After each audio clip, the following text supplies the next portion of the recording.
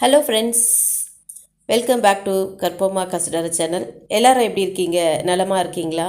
இன்றைக்கு முருங்கை மரத்தோட பதிவை காமிச்சிட்ருக்கேன். உங்களுக்கே புரிஞ்சிருக்கும். பாருங்கள், என்ன பச்சை பசேல்னு இருக்குது. எங்கள் வீட்டு மரத்தில் ரொம்ப பசுமையான தளிர்களை பார்த்த உடனே இன்றைக்கி முருங்கைக்கீரையில் ஏதாவது ஒரு சமையல் பண்ணணும் அப்படின்னு தோணுச்சு. அதனால தான் டக்குன்னு இந்த வீடியோவை எடுத்து உங்களுக்காக பதிவிட்டு கொண்டிருக்கிறேன். பாருங்கள், தளிர்கள் என்ன பசுமையாக இருக்கிறது. ஸோ இன்றைக்கு முருங்கைக்கீரை கூட்டு தாங்க பண்ண போகிறேன். அதற்காகத்தான் இப்போது கீரையை நான் பறிச்சிட்ருக்கேன்.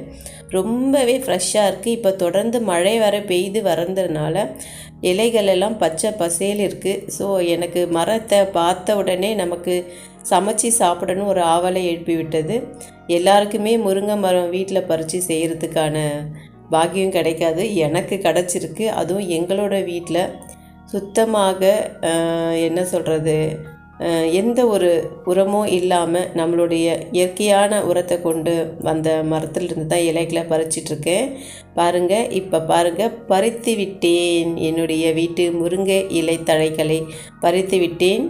இப்போது அதை அழகாக உதிர்த்து வச்சுருக்கேன். பார்த்தாலே உங்களுக்கே தெரியும் என்ன அழகாக உதிர்த்து வச்சுருக்கேன்னு சொல்லிட்டு.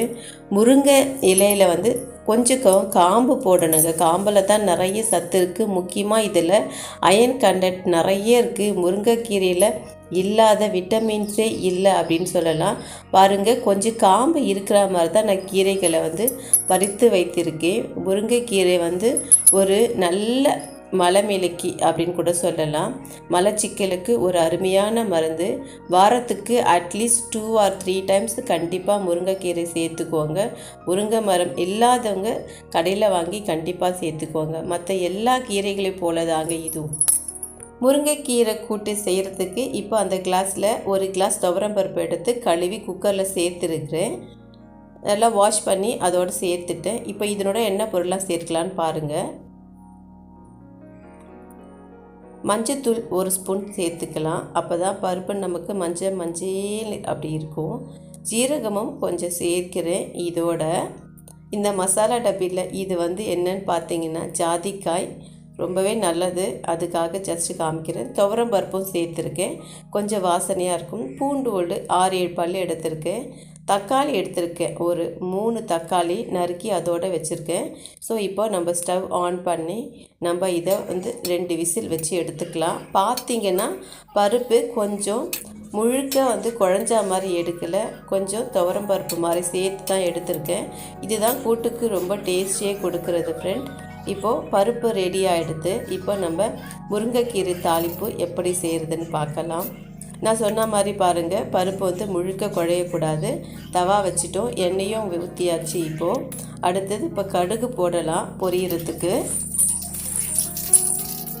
வெங்காயம் நறுக்கி வச்சுருக்கேன் ஃப்ரெண்ட்ஸ். வெங்காயம் பார்த்திங்கன்னா நிறைய சேர்க்கலாம், ஆனால் இப்போ வெங்காயம் விற்கிற விலையினால நான் 2 தான் எடுத்திருக்கேன். 2 காஞ்ச மிளகா நான் கட் பண்ணி அதையும் சேர்த்துட்டேன். இப்போ வெங்காயத்தையும் போட்டு நல்லா வதக்க வேண்டியது தாங்க.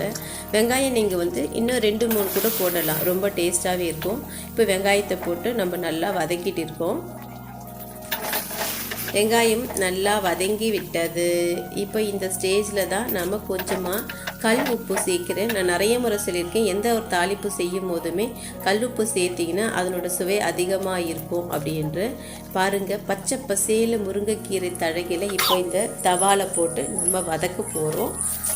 நம்ம தண்ணி அதிகம் சேர்க்கணும்னு கிடையாது. முதல்ல இதை நல்லா அழகாக வதக்கிடுவோம். இப்போ நான் வதக்கிட்டே இருக்கேன் ஃப்ரெண்ட்ஸ். பாருங்கள், இன்னும் கொஞ்சம் நம்ம கீரைகளை சேர்த்துப்போம். சேர்த்தோடனே பாருங்கள், அவ்வளோ கீரை போட்டோம், ஆனால் நமக்கு எத்தனோண்டு வந்திருக்கு பாருங்கள் கீரை. ஸோ வதங்கின உடனே ரொம்பவே காணாது. நமக்கு தவாவில் ரொம்ப கம்மியாக இருக்குது. கீரையை இப்போ வதக்கியாச்சு. ஸோ கீரை வேகிறதுக்கு தேவையான அளவு தண்ணியை சேர்த்துட்டேன். ரொம்ப கீரை வேகணும்னு அவசியம் கிடையாது. இப்போ கீரை நல்லா கொதிக்குது. நான் சொன்ன மாதிரி தான், கீரை நிறைய கொதிக்கணும்னு அவசியம் கிடையாது. கொதித்து கொண்டே இருக்கிறது கீரை. போதும்னு நினைக்கிறேன். இதுக்கு பிறகு நம்ம இந்த கீரையை வேக வைக்க வேணாம்.